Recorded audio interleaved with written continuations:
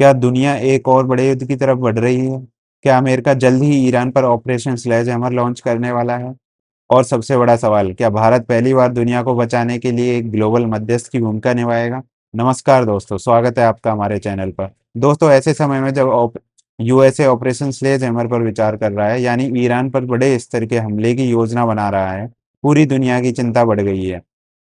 Donald Trump और Israel की सरकार इस ऑपरेशन पर गंभीरता से विचार कर रही है और संभव है कि जल्दी ही यह हमला शुरू हो जाए। भारत के प्रधानमंत्री नरेंद्र मोदी ने हाल ही में कहा था कि स्थिति इसी तरह आगे बढ़ती रही तो पूरी दुनिया पर इसका बहुत बुरा असर पड़ेगा। पिछले कई वर्षों में जो गरीबी कम हुई है वह फिर से लौट सकती है दोस्तों। पहले पाकिस्तान को अमेरिका और ईरान के बीच मध्यस्थ बनाने की कोशिश हुई थी, लेकिन कई लोगों का मानना था कि एक मध्यस्थ देश पूरी तरह निष्पक्ष होना चाहिए।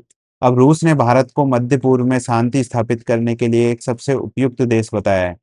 रूस के विदेश मंत्री सरगेई लैवरोव, जो इस समय भारत में ब्रिक्स देशों की बैठक में शामिल हुए हैं, उन्होंने कहा कि पाकिस्तान फिलहाल अमेरिका और ईरान के बीच तत्कालीन बातचीत कराने में मदद कर रहा है, लेकिन यदि लंबे समय तक स्थायी मध्यस्थता चाहिए तो सबसे बेहतर विकल्प है भारत।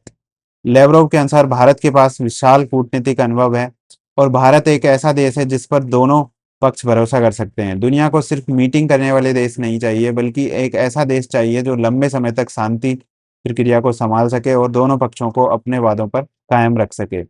उन्होंने यह भी कहा कि रूस खुद इस भूमिका में नहीं आ सकता, क्योंकि क्योंकि दोस्तों रूस एक वॉर में उलझा हुआ है और रूस को ईरान का समर्थक भी माना जाता है। तो ऐसे में रूस द्वारा भारत को संभावित मध्यस्थ बताना भारत की कूटनीतिक शक्ति की स्वीकार्यता को दर्शाता है।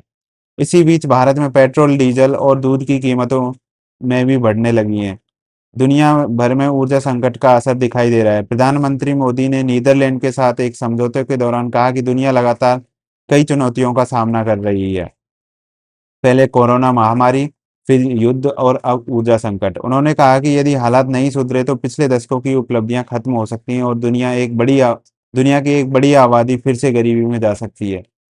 प्रधानमंत्री मोदी ने यह भी कहा कि कच्चे तेल की कीमतें 150 या $200 प्रति बैरल तक पहुंच गई तो दुनिया के निम्न और मध्यम वर्ग को भारी झटका लगेगा। मुद्राओं का अवमूल्यन होगा और दोस्तों भारत भी इससे प्रभावित होगा। अब सवाल यह है कि क्या भारत अपनी पारंपरिक द्विपक्षीय बातचीत वाली नीति से आगे बढ़कर अमेरिका और ईरान के बीच सक्रिय मध्यस्थ की भूमिका निभाएगा?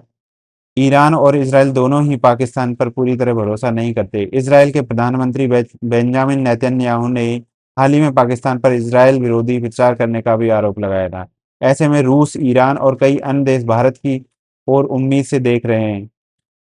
अब यह भारत पर निर्भर करता है कि वह वैश्विक राजनीति में बड़ी भूमिका निभाता है या फिलहाल वेट एंड वॉच की नीति अपनाता है। तो दोस्तों, इस पूरे मुद्दे पर आपकी राय क्या है? क्या भारत को अमेरिका और ईरान के बीच खुलकर मध्यस्थता करनी चाहिए?